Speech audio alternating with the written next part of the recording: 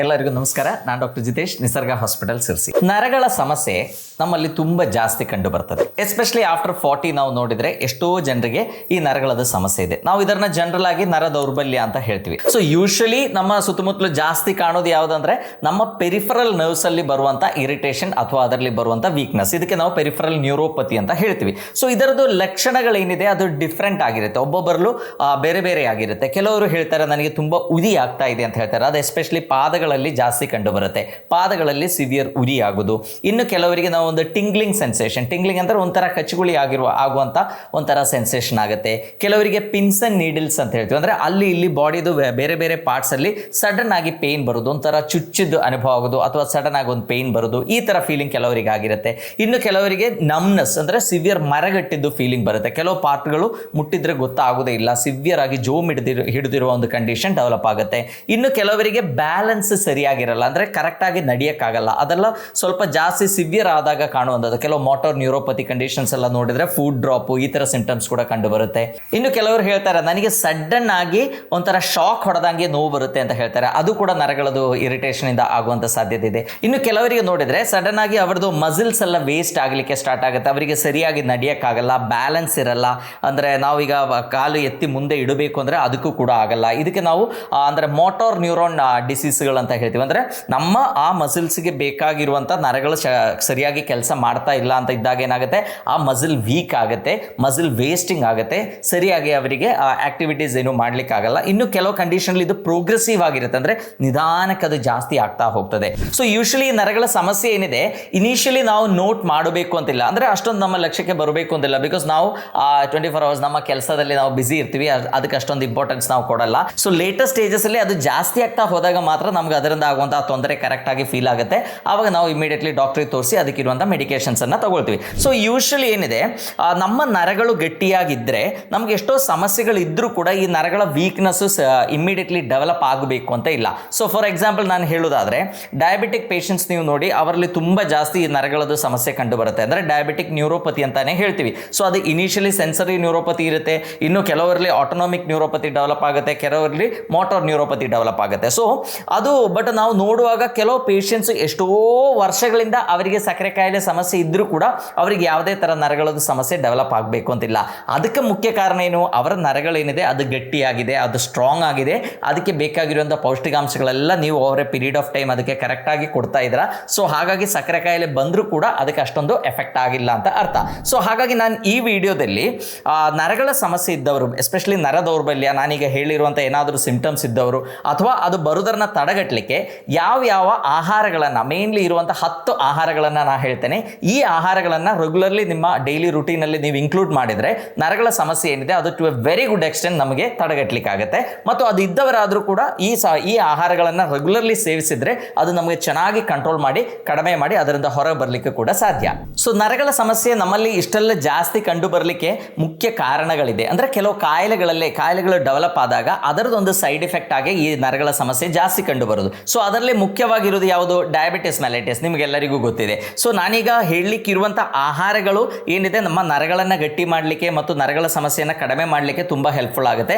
But at the same time ಯಾಕೆ ಈ ನರಗಳ ಸಮಸ್ಯೆ ಬರ್ತಾ ಇದೆ ಅಂತ ನೀವು ಅರ್ಥ ಮಾಡ್ಕೋಬೇಕು. ಅದು ಕರೆಕ್ಟಾಗಿ ಡಯಾಗ್ನೋಸಿಸ್ ಆದ್ರೆ ಮಾತ್ರ ನೀವು ಈ ಆಹಾರಗಳೆಲ್ಲ ತಗೊಂಡು ನರಗಳ ಹೆಲ್ತ್ ಇಂಪ್ರೂವ್ ಮಾಡಿ ಅದಕ್ಕಿರುವಂಥ ಮೆಡಿಕೇಶನ್ ತಗೊಂಡು ಯಾವ ಕಾಯಿಲೆಯಿಂದ ಇದು ಡೆವಲಪ್ ಆಗಿದೆಯೋ ಅದನ್ನ ಕೂಡ ನಾವು ಸರಿಯಾಗಿ ಟ್ರೀಟ್ ಮಾಡಿದ್ರೆ ಮಾತ್ರ ನಮಗೆ ಕಂಪ್ಲೀಟ್ಲಿ ಇದರಿಂದ ಹೊರಗೆ ಬರಲಿಕ್ಕೆ ಸಾಧ್ಯ. ಸೊ ಫಸ್ಟ್ ನಾನು ಹೇಳಿದ್ದೇನೆ, ಮೇನ್ ಒಂದು ಕಾರಣ ನಮ್ಮ ಭಾರತದಲ್ಲಿ ಜಾಸ್ತಿ ಈ ನ್ಯೂರೋಪತಿ ಕಾಣಲಿಕ್ಕೆ ಇರುವಂಥ ಒಂದು ಮೇನ್ ರೀಸನ್ ಯಾವುದು ಅಂದರೆ ಡಯಾಬಿಟಿಸ್ ಮೆಲೈಟಿಸ್ ಅಥವಾ ಸಕ್ಕರೆ ಕಾಯಿಲೆ. ಸೊ ಸಕ್ಕರೆ ಕಾಯಿಲೆ ಜಾಸ್ತಿ ಇದ್ದಾಗ ಏನಾಗುತ್ತೆ, ನಮ್ಮ ನರಗಳಲ್ಲಿ ಆಗುವಂಥ ಆಕ್ಸಿಡೇಟಿವ್ ಡ್ಯಾಮೇಜ್ ಏನಿದೆ, ಅಲ್ಲಿ ಗ್ಲೂಕೋಸ್ ಜಾಸ್ತಿ ಆಗೋದರಿಂದ ಬರುವಂಥ ಡ್ಯಾಮೇಜ್ ಏನಿದೆ, ಅಲ್ಲಿ ರಕ್ತ ಸಂಚಾರ ಕಡಿಮೆ ಆಗೋದರಿಂದ ಬರುವಂಥ ಡ್ಯಾಮೇಜ್ಗಳಿಂದ ಏನಾಗುತ್ತೆ, ಯೂಶಲಿ ಈ ಪೆರಿಫರಲ್ ನ್ಯೂರೋಪತಿ ಬೇಗ ಡೆವಲಪ್ ಆಗುತ್ತೆ. ಡಯಾಬಿಟಿಕ್ ಪೇಷಂಟ್ಸ್ ಎಲ್ಲ ಲೈಫಲ್ಲಿ ಒಂದ್ಸಲ ಆದರೂ ಈ ಪಾದದಲ್ಲಿ ಉರಿ ಅಥವಾ ಜೋಮು ಈ ಥರ ಫೀಲ್ ಮಾಡಿರ್ತಾರೆ. ಸೊ ಇದೊಂದು ಮುಖ್ಯ ಕಾರಣ. ಇನ್ನು ಮೋಸ್ಟ್ ಕಾಮನ್ ಆಗಿ ನರಗಳ ಸಮಸ್ಯೆ ಬರೋದು ಅಂದರೆ ಡೆಫಿಷಿಯನ್ಸೀಸ್ ಅಲ್ಲಿ. ಅದರಲ್ಲಿ ಮೇನ್ ಡೆಫಿಷಿಯನ್ಸಿ ಅಂದರೆ ವೈಟಮಿನ್ B12 ಡೆಫಿಷಿಯನ್ಸಿ ತುಂಬ ಜನರಲ್ಲಿ ಇದು ಕಾಣುತ್ತೆ. ಈವನ್ ವೈಟಮಿನ್ ಡಿ ಡೆಫಿಷಿಯನ್ಸಿ ಇದ್ರೂ ಕೂಡ ಕೆಲವರಲ್ಲಿ ಸಮಸ್ಯೆ ಕಾಣುತ್ತೆ. ಇನ್ನು ಕೆಲವರಲ್ಲಿ ಕ್ಯಾಲ್ಸಿಯಂ ಡೆಫಿಷಿಯನ್ಸಿ ಇದ್ರೆ ಈ ಸಮಸ್ಯೆಗಳು ಕಂಡು ಬರುತ್ತೆ. ಇನ್ನು ಕೆಲವರಲ್ಲಿ ಮೆಗ್ನೀಷಿಯಂ ತುಂಬ ಕೊರತೆ ಇದ್ರೂ ಕೂಡ ಈ ಥರ ಸಮಸ್ಯೆಗಳು ಕಂಡು ಬರುತ್ತೆ. ಇನ್ನು ಕೆಲವರಲ್ಲಿ ವಿಟಮಿನ್ B1, ವಿಟಮಿನ್ B6 ಇದರ ಕೊರತೆ ಇದ್ರೂ ಕೂಡ ಕಂಡು ಬರುತ್ತೆ. ಸೊ ಡೆಫಿಷಿಯನ್ಸೀಸ್ ಏನಿದೆ ಅದು ಕೂಡ ಇದಕ್ಕೊಂದು ಮುಖ್ಯ ಕಾರಣ. ನಾವು ಎಷ್ಟೇ ಚೆನ್ನಾಗಿ ಲೈಕ್ ಫುಡ್ ಚೆನ್ನಾಗಿ ತಿಂತಾರೆ, ಬಟ್ ನಮ್ಮ ನರಗಳಿಗೆ ಬೇಕಾಗಿರುವಂತಹ ಪೌಷ್ಟಿಕಾಂಶಗಳು ನೀವು ತಗೊಳ್ಳುವಂಥ ಆಹಾರದಲ್ಲಿ ರೆಗ್ಯುಲರ್ಲಿ ಸಿಕ್ಕಿಲ್ಲ ಅಂದ್ರೆ ಏನಾಗುತ್ತೆ, ನರಗಳು ವೀಕ್ ಆಗಲಿಕ್ಕೆ ಸ್ಟಾರ್ಟ್ ಆಗುತ್ತೆ. ಸೊ ಯೂಶಲಿ ನಮ್ಮ ಆಹಾರ ಎಲ್ಲ it's very rich in calorie, ತುಂಬ ಜಾಸ್ತಿ ಗ್ಲೂಕೋಸ್ ಇರುವಂಥ ಆಹಾರಗಳು ನಾವು ಸೇವಿಸ್ತೀವಿ ಬಿಟ್ಟರೆ ನಮ್ಮ ಬಾಡಿಗೆ ಬೇಕಾಗಿರುವಂಥ ವೈಟಮಿನ್ಸ್ ಇರ್ಬೋದು, ಮಿನರಲ್ಸ್ ಇರ್ಬೋದು, ಮೈಕ್ರೋ ನ್ಯೂಟ್ರಿಯೆಂಟ್ಸ್ ಇರ್ಬೋದು, ಫೈಬರ್ ಇರ್ಬೋದು, ಪ್ರೋಬಯೋಟಿಕ್ಸ್ ಇರ್ಬೋದು, ಇದರಲ್ಲಿರುವಂಥ ಆಹಾರಗಳು ಒಂದು ಬ್ಯಾಲೆನ್ಸಲ್ಲಿ ನಾವು ತಗೊಂಡ್ರೆ ಮಾತ್ರ ಇನ್ನೇ ಲಾಂಗ್ ಟರ್ಮ್ ನಮ್ಮ ನರಗಳು ಲೈಕ್ ಸ್ಟ್ರಾಂಗ್ ಆಗಿರುತ್ತೆ. ಇಲ್ಲಾಂದ್ರೆ ನಮಗೆ ಸಮಸ್ಯೆಗಳು ಆಫ್ಟರ್ ಏಜ್ ಇನಿಷಿಯಲಿ ಕಾಣಬೇಕು ಅಂದಿಲ್ಲ, ಒಂದು 40-45 ಆದಮೇಲೆ ಮಾತ್ರ ಈ ಸಮಸ್ಯೆಗಳೆಲ್ಲ ಡೆವಲಪ್ ಆಗುತ್ತೆ. ಎಷ್ಟೋ ಎಸ್ಪೆಷಲಿ ಲೇಡೀಸ್ ಹೇಳ್ತಾರೆ, ಸರ್ ನಂದು ಇಡೀ ಒಂದು ಸೈಡ್ ಕಂಪ್ಲೀಟ್ ನೋವಿದೆ ಅಂತ ಹೇಳ್ತಾರೆ. ಕುತ್ತಿಗೆ ತಲೆಯಿಂದ ಸ್ಟಾರ್ಟ್ ಆಗಿದ್ದ ನೋವು ಪಾದ ತುದಿ ತನಕನೂ ನನಗೆ ನೋವು ಬರುತ್ತೆ, ಅಥವಾ ಅಲ್ಲಿ ಉರಿ ಆಗುತ್ತೆ, ಅಥವಾ ಅಲ್ಲಿ ಸೆಳೆತ ಬರುತ್ತೆ ಅಂತ ಹೇಳೋರು ಎಷ್ಟೋ ಜನ ಇದ್ದಾರೆ. ಅದು ಕೂಡ ಒಂದು ಡೆಫಿಷಿಯನ್ಸಿಯಿಂದ ಬರುವಂಥ ಸಾಧ್ಯತೆಗಳು ಜಾಸ್ತಿ. ಬಿಕಾಸ್ ಎಷ್ಟೋ ಜನರಲ್ಲಿಗ ಈ ಆಸಿಡಿಟಿ ಪ್ರಾಬ್ಲಮ್ ತುಂಬ ಕಂಡು ಬರ್ತಾ ಇದೆ. ಸೊ ಆಸಿಡಿಟಿ ಸಮಸ್ಯೆ ಯಾರಿಗಿದೆಯೋ ಅವರಿಗೆ ವಿಟಮಿನ್ B12 ಆಗಲಿ, ಬಾಕಿ ಇರುವಂಥ ವೈಟಮಿನ್ಸ್ ಆಗಲಿ, ಬಾಕಿ ಇರುವಂಥ ಪೌಷ್ಟಿಕಾಂಶಗಳಾಗಿ ಅದೆಲ್ಲ ಕರೆಕ್ಟಾಗಿ ಡೈಜೆಸ್ಟ್ ಆಗಿ ಅಬ್ಸಾರ್ಬ್ ಆಗಬೇಕು ಅಂತಿಲ್ಲ, ಅವರಿಗೆ ಈ ಸಮಸ್ಯೆಗಳು ಡೆವಲಪ್ ಆಗ್ಬೋದು. ಇನ್ನು ಕೆಲವರಿಗೆ ಬವಲ್ ಪ್ರಾಬ್ಲಮ್ಸ್ ಇದೆ. ನೀವೆಲ್ಲ ತುಂಬ ಜನರಲ್ಲಿ ಈಗ ನೋಡ್ತೀರಾ IBS ಅಂತ ಹೇಳ್ತೀವಿ, ಇರಿಟೇಬಲ್ ಬವಲ್ ಸಿಂಡ್ರೋಮ್. ಅವರಲ್ಲಿ ಕೂಡ ಏನಾಗುತ್ತೆ, ನೀವು ಸಡನ್ಲಿ ಅವರಿಗೆ ನೋಡುವಾಗ ಅವ್ರದ್ದು ವೆಯ್ಟ್ ಲಾಸ್ ಆಗಿರುತ್ತೆ, ಅವರಿಗೆ ಒಂದು ಎನರ್ಜಿ ಇರಲ್ಲ, ತುಂಬ ಸುಸ್ತಾಗಿರುತ್ತೆ, ಮೋಷನ್ಗೆ ಹೋಗಿ ಬಂದಮೇಲೆ ತುಂಬ ಸುಸ್ತಾಗಿ ಮಲಗಿರ್ತಾರೆ. ಸೊ ಅವರಲ್ಲಿ ಕೂಡ ಈ ಡೆಫಿಷಿಯನ್ಸೀಸ್ ಆಗುವಂಥ ಸಾಧ್ಯತೆಗಳು ಜಾಸ್ತಿ. ನಮ್ಮ ಸಣ್ಣ ಕರಳಲ್ಲಿ ಆಗುವಂಥ ಒಂದು ಕಂಡೀಷನ್ ಇದೆ, ನಾವು ಸಿಬೋ ಅಥವಾ ಕೆಲವು ಕಂಡೀಷನ್ ಸಿಫೋ ಅಂತೆಲ್ಲ ಹೇಳ್ತೀವಿ. ಸೊ ಈ ಥರ ಕಂಡೀಷನ್ಸ್ ಇದ್ದಾಗ ಕೂಡ ಏನಾಗುತ್ತೆ, ನಮ್ಮ ಸಣ್ಣ ಕರಳಿಂದಾನೇ ನಮಗೆ ಬೇಕಾಗಿರುವಂಥ ಪೌಷ್ಟಿಕಾಂಶಗಳೆಲ್ಲ ಜಾಸ್ತಿ ಅಬ್ಸಾರ್ಬ್ ಆಗೋದು. ಸೊ ಅದು ಸರಿಯಾಗಿ ಆಗಿಲ್ಲ ಅಂದರೆ ನಮಗೆ ಡೆಫಿಷಿಯನ್ಸೀಸ್ ಬಂದು ಈ ಥರ ಸಮಸ್ಯೆಗಳು ಡೆವಲಪ್ ಆಗುವಂಥ ಸಾಧ್ಯತೆಗಳು ತುಂಬ ಜಾಸ್ತಿ. ಇನ್ನು ಕೆಲವರಲ್ಲಿ ಮೆಡಿಕೇಶನ್ಸ್ ಅಲ್ಲಿ ಕೆಲವು ಮೆಡಿಸಿನ್ಸ್ ಯೂಸ್ ಮಾಡಿದಾಗ ಅವರಿಗೆ ಈ ಸಮಸ್ಯೆಗಳು ಡೆವಲಪ್ ಆಗ್ಬೋದು. ಇನ್ನು ಕೆಲವರು ಕ್ಯಾನ್ಸರ್ ಟ್ರೀಟ್ಮೆಂಟ್ ಎಲ್ಲ ಆಗಿ ಕೀಮೋಥೆರಪಿ ತಗೊಂಡಾಗ ಅವರಿಗೆ ಈ ಸಮಸ್ಯೆಗಳು ನರಗಳ ಸಮಸ್ಯೆ ಡೆವಲಪ್ ಆಗ್ಬೋದು. ಇನ್ನು ತುಂಬ ಜಾಸ್ತಿ ಕಾಣೋದಂದ್ರೆ ಆಲ್ಕಹಾಲಿಸಮ್. ಯಾರಿಗೆ ಅಡಿಕ್ಷನ್ಸ್ ಇದೆಯೋ, ಯಾರು ರೆಗ್ಯುಲರ್ಲಿ ಮದ್ಯಪಾನ ಮಾಡ್ತಾರೋ ಅಥವಾ ತಂಬಾಕು ಸೇವಿಸ್ತಾರೋ ಅವರಿಗೆಲ್ಲ ಕೂಡ ಈ ನರಗಳ ಸಮಸ್ಯೆ ಬರುವಂಥ ಸಾಧ್ಯತೆಗಳು ಜಾಸ್ತಿ. ಎಷ್ಟೋ ಡಯಾಬಿಟಿಕ್ ಪೇಷಂಟ್ಸ್ ಅಲ್ಲಿ ಅವರ ಶುಗರ್ ತುಂಬ ನಾರ್ಮಲ್ ಇರುತ್ತೆ, ಎಲ್ಲ ಸರಿಯಾಗಿರುತ್ತೆ, ಬಟ್ ಆದರೂ ಕೂಡ ಪಾದದಲ್ಲಿ ತುಂಬ ಜೋಮು, ಪಾದದಲ್ಲಿ ಸೆಳೆತ, ಇದೆಲ್ಲ ಉರಿ ಎಲ್ಲ ಹೇಳ್ತಾ ಇರ್ತಾರೆ. ಸೊ ನಾವು ನೋಡುವಾಗ ಅವರಿಗೆ ಏನಾದರೂ ಒಂದು ಅಡಿಕ್ಷನ್ ಇರುತ್ತೆ, ಅಂದರೆ ಆಲ್ಕೋಹಾಲ್ ಅಡಿಕ್ಷನ್ ಇರುತ್ತೆ ಅಥವಾ ತಂಬಾಕು ಅಡಿಕ್ಷನ್ ಇರುತ್ತೆ. ಸೊ ಇದೆರಡು ಇದ್ದಾಗ ಈ ಸಮಸ್ಯೆ ಕಡಿಮೆ ಆಗೋದೇ ಇಲ್ಲ. ಸೊ ಈ ಎರಡು ಏನಿದೆ ಅದು ಮೇನ್ಲಿ ಎಫೆಕ್ಟ್ ಆಗೋದೇ ನಮ್ಮ ಬಾಡಿಯಲ್ಲಿರೋ ನರಗಳಿಗೆ. ಸೊ ಆ ಥರ ಅಡಿಕ್ಷನ್ಸ್ ಏನಾದರೂ ಇದ್ದವರಾದರೆ ಅದನ್ನು ಕಂಪ್ಲೀಟ್ಲಿ ಬಿಟ್ಟು ಕರೆಕ್ಟ್ ಆಗಿರುವಂಥ ಆಹಾರ ಕ್ರಮಗಳನ್ನು ಸೇವಿಸಿದ್ರೆ ಇದರಿಂದ ಕಂಪ್ಲೀಟ್ಲಿ ನಮಗೆ ಹೊರ ಬರಲಿಕ್ಕಾಗುತ್ತೆ. ಇನ್ನು ಕೆಲವು ಇನ್ಫೆಕ್ಷನ್ಸ್ ಅಲ್ಲಿ ಕೂಡ ನಮಗೆ ಈ ನರಗಳ ಸಮಸ್ಯೆ ಡೆವಲಪ್ ಆಗ್ಬೋದು. ನೀವು ನೋಡಿರ್ತೀರಾ, ಕೆಲವು ಕಂಡೀಷನ್ಸ್ ಇದೆ, GB ಸಿಂಡ್ರೋಮ್ ಅಂತೆಲ್ಲ ಹೇಳ್ತಾರೆ, ಗುಲಿಯನ್ ಬ್ಯಾರಿ ಸಿಂಡ್ರೋಮ್ ಅಂತ. ಅದರಲ್ಲಿ ಕೆಲವು ಸಲ ಈ ಥರ ನರಗಳದ್ದು ವೀಕ್ನೆಸ್ ತುಂಬ ಜಾಸ್ತಿ ಕಂಡು ಬರುತ್ತೆ, ಅಥವಾ ನರಗಳಿಗೆ ಆಗುವಂಥ ಕೆಲವು ಇನ್ಫೆಕ್ಷನ್ಸ್ ಇಂದ ಆಗ್ಬೋದು. ನಾವು ಬೆಲ್ಸ್ ಪ್ಯಾಲ್ಸಿ ಅಂತೆಲ್ಲ ಏನು ಹೇಳ್ತೀವಲ್ಲ, ಅದರಲ್ಲಿ ಕೂಡ ಈ ನರಗಳ ವೀಕ್ನೆಸ್ ಕಂಡು ಬರುತ್ತೆ. ಇನ್ನೊಂದು ಮುಖ್ಯ ಕಾರಣ ಅಂದರೆ ನರಗಳ ಮೇಲೆ ಆಗುವಂಥ ಟ್ರಾಮಾ ಅಥವಾ ಅದರ ಮೇಲೆ ಆಗುವಂಥ ಕಂಪ್ರೆಷನ್. ನೀವೇನು ಕಾರ್ಪಲ್ ಟನಲ್ ಸಿಂಡ್ರೋಮ್, ನಮ್ಮ ಈ 3 ಬೆರಳುಗಳಿಗೆ ಜೋಮು ಅಥವಾ ಉರಿ ಅಥವಾ ಪೇನ್ ಎಲ್ಲ ಬರೋದು ಕಾರ್ಪಲ್ ಟನಲ್ ಸಿಂಡ್ರೋಮ್. ಅದು ಅಂದರೆ ಮೀಡಿಯನ್ ನರ್ವ್ ಏನಿದೆ ಅದರ ಮೇಲೆ ಆಗುವಂಥ ಒತ್ತಡದಿಂದ ಬರೋದು. ಸಯಾಟಿಕ್ ನರ್ವ್ ಏನಿದೆ ಅದು ಸೊಂಟದಲ್ಲಿರುವಂಥ ಡಿಸ್ಕ್ಗಳು ಬಲ್ಜಾದಾಗ ಸಯಾಟಿಕ್ ನರ್ವ್ ಮೇಲೆ ಕಂಪ್ರೆಷನ್ ಆದಾಗ ಕಾಲಿಗೆ ಜೋಮ್ ಅಥವಾ ಸೆಳೆತ ಬರುತ್ತೆ. ಸೊ ಈ ಥರ ಎಲ್ಲ ಕಾಯಿಲೆಗಳು ಅಥವಾ ಸಮಸ್ಯೆಗಳು ಇದ್ದಾಗ ನಾವು ಏನು ಮಾಡಬೇಕು, ಫಸ್ಟ್ ಆ ಕಾಯಿಲೆಯನ್ನು ಟ್ರೀಟ್ ಮಾಡಬೇಕು. ಸೈಮಲ್ಟೇನಿಯಸ್ಲಿ ನಾನೀಗ ಹೇಳಲಿಕ್ಕಿರುವಂಥ ಆಹಾರಗಳನ್ನು ರೆಗ್ಯುಲರ್ಲಿ ಸೇವಿಸಿದ್ರೆ 100% ನಿಮಗೆ ಅದರಿಂದ ಹೊರಗೆ ಬರಲಿಕ್ಕೆ ಸಾಧ್ಯ.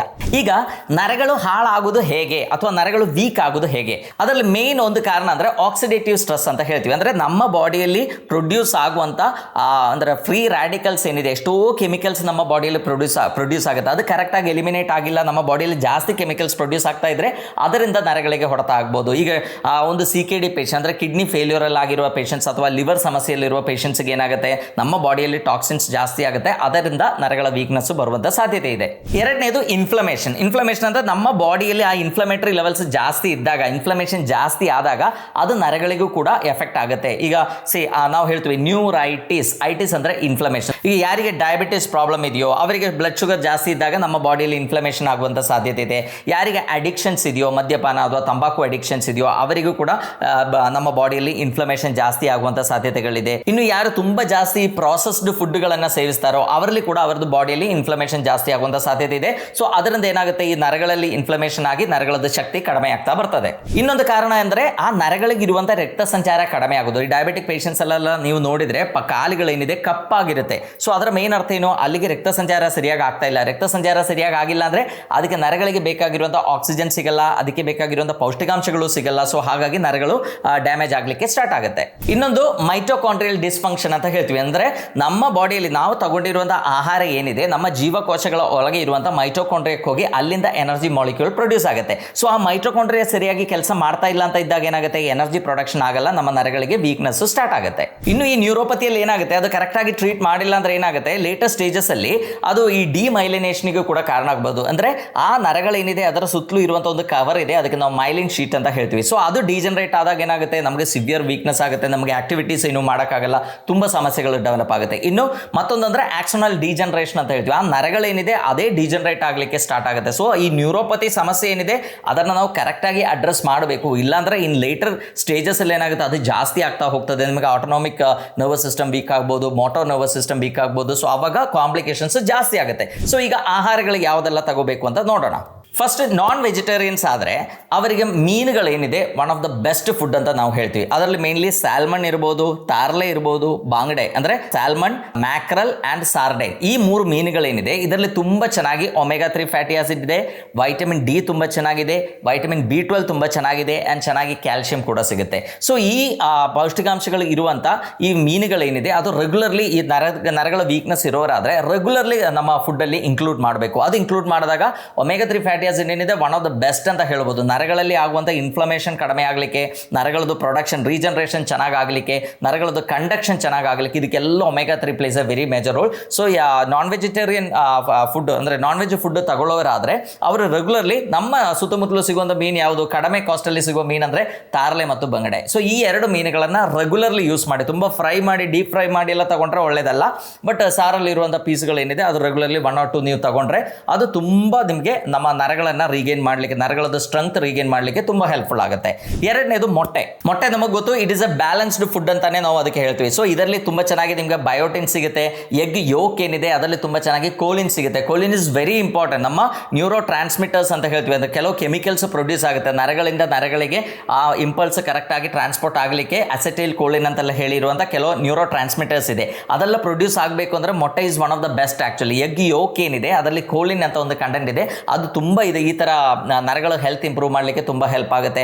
ಅದರಲ್ಲಿ ನಮಗೆ ಗೊತ್ತು ಮೊಟ್ಟೆ ಎಗ್ ವೈಟ್ ಏನಿದೆ it is A very good protein. So ಹಾಗಾಗಿ ನರಗಳದ್ದು ಸ್ಟ್ರಕ್ಚರ್ ಮೇಂಟೈನ್ ಮಾಡಲಿಕ್ಕೆ, ನರಗಳದ್ದು ರೀಜನರೇಷನ್ ಆಗಲಿಕ್ಕೆ ಅದು ತುಂಬ ಹೆಲ್ಪ್ ಆಗುತ್ತೆ.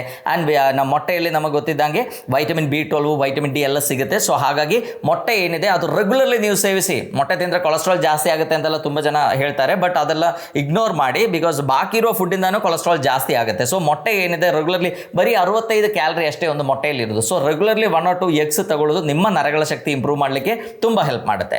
ನೆಕ್ಸ್ಟ್, ಪಾಲಕ್ ಸೊಪ್ಪು ಒನ್ ಆಫ್ ದ ಬೆಸ್ಟ್ ಅಂತಾನೆ ನಾವು ಹೇಳ್ಬೋದು. ಯಾಕಂದರೆ ಪಾಲಕ್ ಸೊಪ್ಪಲ್ಲಿ ತುಂಬ ಚೆನ್ನಾಗಿ ಮೆಗ್ನೀಷಿಯಂ ಇದೆ. ಸೊ ಈ ಮೆಗ್ನೀಷಿಯಂ ಏನು ಮಾಡುತ್ತೆ, ನಮ್ಮ ನರಗಳಲ್ಲಿ ಆಗುವಂಥ ಇರಿಟೇಷನ್ ಕಡಿಮೆ ಮಾಡಲಿಕ್ಕೆ ನಮಗೆ ತುಂಬ ಹೆಲ್ಪ್ ಆಗುತ್ತೆ.